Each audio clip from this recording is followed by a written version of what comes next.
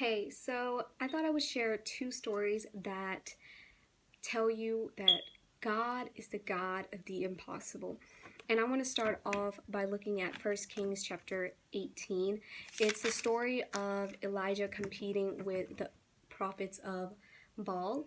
And so he tells the prophets of Baal, if your God is truly the real God, then make a I guess a furnace and tell God to bring fire.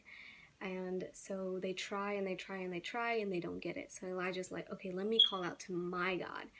And the weird thing that Elijah does is before he prays or before he does anything, he takes 4 jugs of water and tells the people to pour it on the wood.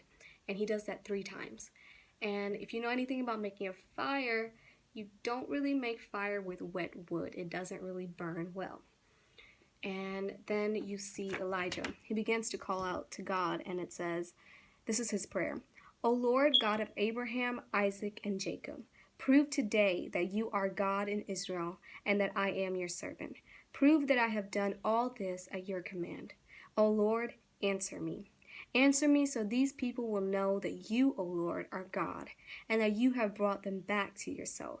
Immediately, it doesn't say like 3 hours later, it says immediately the fire of the Lord flashed down from heaven and burned up the young bull, the wood, the stones, and the dust. It even licked up all the water in the trench. And when all the people saw it, they fell down on the ground and cried out, the Lord, He is God. Yes, the Lord is God.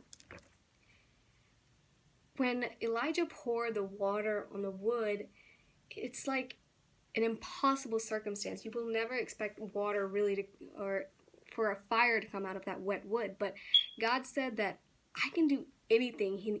And the best part is that He brought the fire down from heaven. God is working from His throne. Don't ever think that God is off of His throne. He's not off His throne, and He will never be off of His throne. And God proves Himself.